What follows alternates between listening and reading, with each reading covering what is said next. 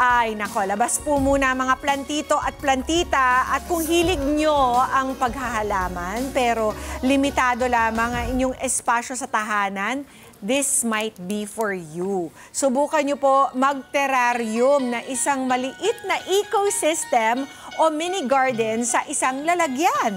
Yes, ilabas na po ang pagiging creative, mag-relax at sabayan kaming gumawa ng terrarium. Paano nga ba? Yan po ang ituturo ng ating terrarium artist at biology teacher na si Roel Buyoro. Good morning! Hi, Sir Roel. Good Hello morning po. Bati ka muna po sa mga kada natin. Magandang umaga po sa inyo mga kada. Ako po si Roel. Ako po yung gumagawa ng mga terrariums po. Oo, ayan. Makinig na mga students. Nandito na si Prof. Para po mas lalo maintindihan ng ating mga kada, ano po ba yung difference ng terrarium sa alam na nilang aquarium? Ayun, masyado ng popular yung aquarium sa Pilipinas, diba po? So basically, parang aquarium din naman siya, pero wala nga lang tubig. Okay. And mostly po na mga nilalagay dito ay mga terrestrial organisms, like terrestrial plants and mga animals din. So yung ibang hobbies nowadays, they also include geckos, tarantulas, mga iba't ibang klase rin ng mga organisms din na pwedeng ilagay sa loob ng terrarium. Ang gaganda, oh. So, sakto. Para talagang mini ecosystem. Oo. Pero, nakikita ko, puro siya pebbles, di ba? Opo. Ano bang composition ng isang terrarium? Mamaya po yun din ang gagawin natin eh. So basically, kaya siya may parang pebbles or pumice sa ilalim kasi yun po yung ating first layer. Ang tawag namin doon ay false bottom. Kumbaga, pag nasobrahan ka magdilig, or ayun, madamihan ka ng tubig, doon babagsak yung tubig, hindi siya magsisit sa substrate, which is hindi normally number one factor kaya namamatay yung mga halaman sa bahay natin.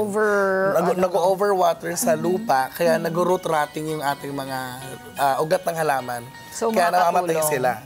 So basically sa terrarium, na-solve na yung ganong problem kasi babagsak na yung tubig sa ilalim, hindi magsisit yung roots for overwatering. Kanina nabanggit natin, parang relax. So, ibig sabihin, nakakatulong ba to sa ating mental health? Ganyan? Ako, isa ko sa pinaka, number one, magpapatunay na totoong therapeutic siya and as well as nakaka-relax kasi... Dahil ba sa pagiging teacher mo to? Oo, nakaka-stress na kami. So, I also suffered from anxiety and depression way back 2018. Wow. So, I look for something online na sabi ko, ayoko kasi mag-take ng medicines or what. Gusto ko, natural lang. So, nakita ko siya sa internet. Trinay ko siya. So, nakita ko na maganda. Tapos, nung pinost ko siya online, sabi ng mga tao, maganda, no? So, parang nabate, kinabukasan namatay. But it also sparked my interest to do Na-challenge research. ka? Nag-challenge Pero talaga wala ako ka pang alaga nun? Wala pa talaga. Parang terrarium lang yung gusto super mong gawin? liit lang yan na small bottle dati yung pinagsimulan namin. Tapos yung na-collect naming moss, galing pang siyang Sambales kasi nag-swimming, gano'n, nakita yung mga moss doon. Try natin, ganyan-ganyan. Tapos ayun, nakala ko gano'n lang siya kadali.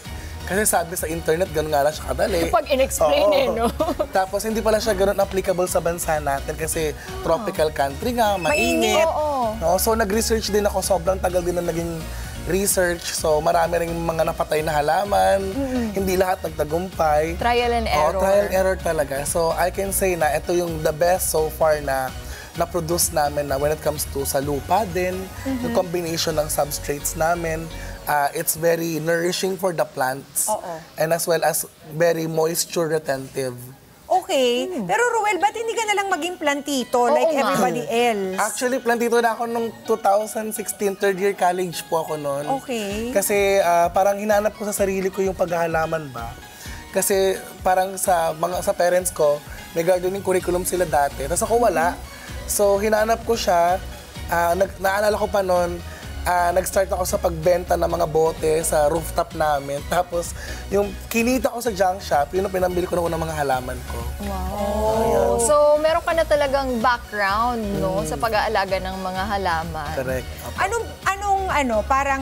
Anong mas satisfying sa terrarium versus yung isang halaman na nakapasulang or nakatanim lang dun sa garden?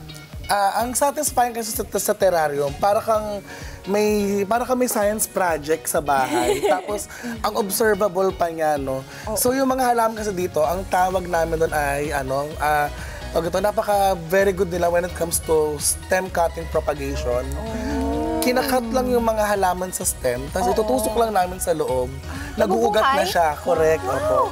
May nakita ko parang mga miniature na mga halaman na makikita mo sa garden, no? Ayun. Ano siya, hindi basta-basta yung mga halaman na pwedeng mabuhay Correct. sa isang terrarium. May mga halaman kasi po, di ba, nasa garden stores na akala natin pwedeng ilagay sa terrarium. Some of it pwede siguro in the future.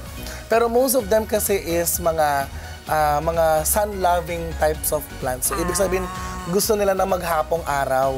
Ito naman po kasi, nakikita siya sa mga parts ng forest natin na kung saan nasa ilalim or low light conditions lang. So, perfect siya sa condos and apartments. Sa loob lang ng bahay, hindi mo na Correct. kailangan paarawan. Parang Correct, siyang indoors po. maliit na rainforest. Tama, ayun. Wow! Sige nga, i-turn on natin ang mga ilaw Pwede ba para yan? makita ng ating mga kada.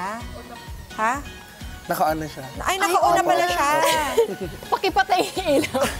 Yung ilaw pala sa studio. Oo. So, yung ganito, how many kinds of halamans yung nandun sa loob ng isa? Ay, actually, depende po kasi to din sa sa request ng clients namin. Actually, yung isa dito, Harry Potter theme siya. Saan siya? Nalaglag lang yung Harry Potter kanina kasi... Ay, may kumuha. Lumulutang kasi siya dapat kanina. So, ni-remove na lang namin. So, most of the plants na ginagamit namin talaga is yung mga Fittonia, Albivenis, or yung nerve plant, tsaka mga ferns, and usually mga moss talaga. Hindi siya mamahalin. May kamahalan. Ay, kasi mga pangalan pa lang exotic sounding Ayun na na po. Saan nahahanap? Marami naman po netong nagbebenta online actually. Kaso po yun, may mga suppliers na rin kami na nakilala sa mga Igorot farmers natin sa Benguet. Oh, Ayun nice. Po. Local. Yeah po. We Ano, also tatry help ba them. natin to, Ems? Yes. May tanong lang ako kasi nakita ko close na close siya. Di ba yung aquarium open yan sa Correct. taas? So, okay lang siya na close? Dapat po talaga siya naka-close kasi ito po yung kagandahan ng terrarium low maintenance siya. Unlike ng mga plants natin na kailangan araw-araw diligan. Ito hindi. Mayroon siyang sariling water cycle. Para kang gumawa ng isang earth. Kumbaga, pag nagdilig ka, that's precipitation, that's raining. Correct. Babagsak sa lupa, ma-absorb ng plants, Correct. mag-evaporate ulit yung tubig, and the cycle will just go on and on. So, hindi mo siya kailangan laging diligan? Correct, opo. So, Ilan lang? how many times? Minsan nga po, isang buwan, di namin nadidiligan, buhay pa eh. Ay, Wow! tapos may sarili na rin siyang oxygen because may Opo. mga plants dyan Yes, sa loob. opo, tama Tapos yung So, po yan. pwede rin palang ganito, Pwede rin ganito, mga Ruel, glass o mga jars. kada, Opo. Dati may kaong lang to dati. Tama. Ngayon may mini ecosystem na. Eto na naging bato ng kaon. Okay. Sige, so, try pwede na itong natin. pan-display sa center table, sa Oo. bathroom. Correct. No? Nalagyan mo na ba siya ng hayop before? Ngayon po, mahilig na yung mga hobby sa isopods. Familiar kayo sa isopods. Oo. Mga roly-polies. Para silang Yun yung maliliit. kinakain ng mga geckos, di ba? Pwede, Ano yun? pwede. Parang, Kasing size siya ng tic-tac. Alam yung tic-tac na candy, ganun, Mints, something. oo. Yan, mga mints. Tapos, when they are threatened or when they are being touched, umiikot sila parang armadillo. Bumibilog sila. Nakita ko yun sa sa kapitbahay namin, nag-aalaga kasi ng ng Gecko. gano'n, ng Ng gecko. isopods, ng gecko. Tapos meron silang isopod. Sabi ko, ano yung isopods? In-explain sa akin ng 6-year-old na bata. wow! Maliit lang talaga siya. Super liit lang. Oo. Tapos Anong nagmo-molt color? siya. Iba-iba. May isang species na rubber ducky isopods. Mukha siyang ducks. Maliit? Maliit na mukhang ducks yung face niya. So pag nilagay mo siya dyan, nakikita mo siya? Opo, naggagala-gala lang sila. May bago kang aalagaan. Oo, kasi dati nag-aalaga ako ng hamster. Kayo pala tanong mo, Mama P. Wala namang nag-grow doon yung hamster Oo, lang. iba pala talaga yun. Sa isopods, masaya sila tingnan kasi you will see them na nagmo-molt. Nire-remove nila yung old skin nila. Ang cute. Tapos iniiwan nila Mahal. yun. Yeah. Google it na, mga kada. Oo nga, feeling ko Para ako din yung pinag-usapan mapapagoogle namin. ako mamaya para na yung itsura. So para sa mga beginner, pwede sila mag-umpisa sa mga boteng ganito. Apo. Ito Tapos po, ang unang phase ay lalagyan ng... Ito prepared na natin sila kanina. Ang pebble. May Sabihan na lang pebbles natin may sa mga pumice ulit, kada. tapos yung lupa natin. Tapos Ano siya? Pumice? pumice or pumice. Ayan. Yun yung pangkaskas ng kalyo, diba? Tama po. Oh. Tapos ito naman pong layer ng soil. Ito po yung mag-nourish ng plants in the long run. What kind of soil is that? Actually po, ano to, iba't ibang mixture ng soil. So, Pero dapat mataba, ano? opo, dapat talaga sure siya na kaya niyang i-nourish yung halaman sa matagal na panahon. Alam niyo po ba na ang longest ever terrarium dated alive is 52 years old? Wow! So may theory kami na it can actually outlast yung human lifetime. Wow. Kung magsimula ka na, Mama Pia. Plus 50. Tsaka oh. yung ano yun, isopads. Sige po, try sige, po try natin. Ito Ayan. ano naman to? Ito ba yung mga nakikita niyo talaga sa ano? Yung tweezer na mahaba. Parang ito yung mamahalin. Oo. Or pwede rin pang chef, diba? Yan na. Ano? Ikaw? Ay, iba na pala. Kala ko may game pa rin. Okay, Game. so eto na. Ito po sa'yo. Ito po Set sa up Kakainis na. Tignan. Okay. So, lagay nyo lang po yung mga moss dun sa mga areas na walang bato or sand. Walang bato or sand. So, kaya along the wall siya. Pwedeng along the wall, pwede rin sa lupa, ganyan. Ay, nakaka-interest. Have you ever tried bonsai? Mas mahirap ba yun? Mas mahirap yung bonsai kasi taon talaga binibilang niya. Oo, para sa mga ano ba to? Mga may ADHD. Pwede din. Opo. Di ba? Nakaka-relax kasi siya. Makakalma sila dito. Actually, parang Oo. wag muna kayo mag-phone, ilayo nyo muna yung ano nyo sa phone, Actually, di ba? oo. Ito na muna. Di ba? And then once done na po sa paglalagay ng moss, it's your choice na po na mamili ng kinds of plants na gusto nyong ilagay sa terrarium. Nakakatuwa naman to. Therapeutic nga. Tama ba? So, Parang pwede hindi ko rin doon po naisip sa yung other mga side. problema. Dito. Ano yun, Em? Parang hindi ko naisip yung mga problema ko sa buhay. Terrarium lang Hindi pala ko ang naisip yung solusyon. bills, ganyan. Mamaya na lang. Oo. So, ang starter kit, magkano kayang gagastusin, Ruel? Meron po kami mga DIY kits na mga smaller jars. Oh, Kung hindi ako nagkakamali, meron nag-range siya ng 450. 450. Opo, tas pataas Ganitong na po jar na yun. to. Ito ay 1 liter jar eh. So, parang Mas maliit dito. Opo. Mas maliit pa dyan. So, yung starter kit, may kasama na pumice, may kasama na Yes po, soil, lahat na po ng materials nandun na. at saka mga sample itong ganito, halaman. nabubuhay to. Opo. Talaga, magkakaroon na lang to ng Nanang siya ng roots. Ng roots. Correct, opo. O, anong tawag dito? Sir, Wandering Professor Jew. Ruel, Wandering Jew. Ayan, opo. Wow. Exotic ng name. Isa siyang species ng Wandering Jew. So, imported ba to? Yung iba hindi. Ito pwedeng ibaon dun sa stony area? Yes po, yung iba tinutusok lang talaga namin sa mga moss, in between moss, In between the moss. Pwede rin. para mabigyan ng moisture yung mga yung stem halaman. cuttings. Oo. Galing. So, ilan ang terrarium mo, Ruel? Dati marami talaga, but may cut kasi kami eh. Ano nangyari sa nililimit cut? na lang namin. Anong ginawa ni Kat? Dati kasi may paludarium din kami, so... What's that? Yung paludarium, ano siya, combination siya ng terrarium at aquarium. Oh, yun. Sa ibabaw, terrarium, Ay. tama. Tapos sa ilalim, aquarium. Wow. So since ganun siya, doon na inom yung pusa namin at doon din nangunguha ng, Ayun ng lang. fish, opo. Kaya tinigil muna namin. Ako gusto kong magkaroon ng axolotl. Oh, maganda din. Ano yan, Mama P?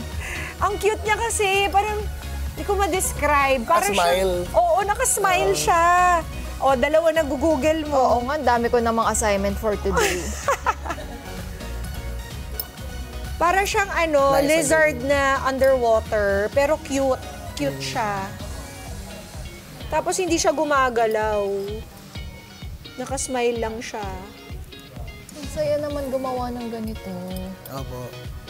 Tapos, after this, pwede mo na siyang diligan. Yes, i-spray nyo na po siya or didiligan, tapos isi-sealed na po natin. So, kailangan... Mabubuhay ito ng 52 years, ha? Ro? Sana.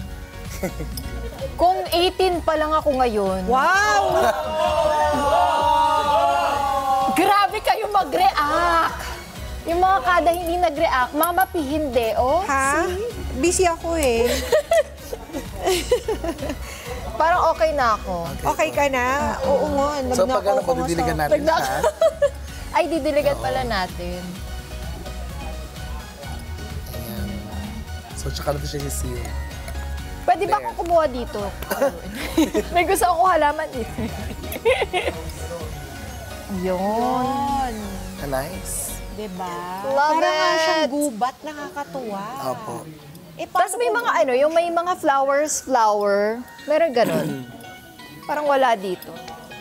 Yung mga mini flower, ganyan. Actually po, may mga halaman talaga tayo na flowering sa Pinas, no? Kaso, protected siya ng ating batas. So, most of them are orchids na miniature, pero bawal natin siyang kuwanin sa wild. Oh, so, So, di ba, bawal ganyan di ba muna yung pang tayo. boxer? Yung, Iba yun. inom ng mga Eh, ikaw. Mahirap pala nag-uumpisa ng gano'n ang programa. Tapos konti lang. Depende po. Paikot, Mama P. opo. paikot. Para mabasahin. Sa gilid. Sa gilid, Opo. dito. Yan. Sige po. Ayun. Ay, ang cool. May gagawin na kayo ni Brookie. Oh, wow. Pagpunta ko sa bahay niyo, may makikita na akong ganyan, Mama P. Oo. Kailangan may may Ang creature. ganda ng ganito. Pwede mo siya designan talaga, no? Opo. So after this, pwede mo na siyang iwan. Correct. Pero anong makikita mong little differences every day? Makikita niyo po yung growth niya. After 2 to 3 days, yung ibang halaman may ugat na, tapos tatangkad na siya ng tatangkad. Ay, Paano pala yun? Okay lang ba yun na untog sila sa... Yung ibang hobbies, gusto nila overgrown. Ako ganun din. Yung iba naman, kakat na nila ulit yun, tapos Panibago na naman. panibagong terrarium na naman. Parang nanganganak siya, ganun. Ganda. So, Roel, saan ba mahahanap ang iyong mga terrarium creations para naman ma-check ng ating mga kada at ma-inspire din silang gumawa nito? Mga kada, pwede po kayong pumunta sa aming Facebook and Instagram page na Terramos PH. So, search nyo lang po doon. Pwede po kayo mag-inquire regarding terrarium na customize or kung gusto nyo ng DIY kits po. May tanong lang ako, Roel. Meron ba siyang benefit sa health natin? Kasi di ba yung plants meron sa health natin? Etong terrarium meron din. For me talaga, most of this is more on the mental health, ganyan. Okay, Oo. kapag ginagawa eh. So, Kasi- wala ka na masyadong ngayon, stress. Actually, after na parang 10 months of battle lang within myself, tapos na. It really did save me talaga. Imbis na pinagkakagastusan yung mga anti-anxiety Correct. medication na mga chemical na hindi natin alam ang side Side effects. effects. Ito na lang. Yeah. Maraming salamat. Salamat din po. Napaka-interesting naman ito, Ruel. Nag-enjoy kami. Oo. Okay, mga kada, sana po ay subukan nyo rin gumawa ng terrarium sa inyong mga tahanan. Ang maliit na bagay tulad ng isang bagong dahon o isang lumalagong ugat ay sapat na para ipaalala sa atin na may pag-asa at bagong simula. Ganda naman nun eh. Mga Kanet 25, this is Pia Guanyo Mago. For more Kada Umaga updates, please click the subscribe button and follow us on Net25 social media pages at Net25TV and at Net25 Entertainment Facebook page. See you guys. Bye!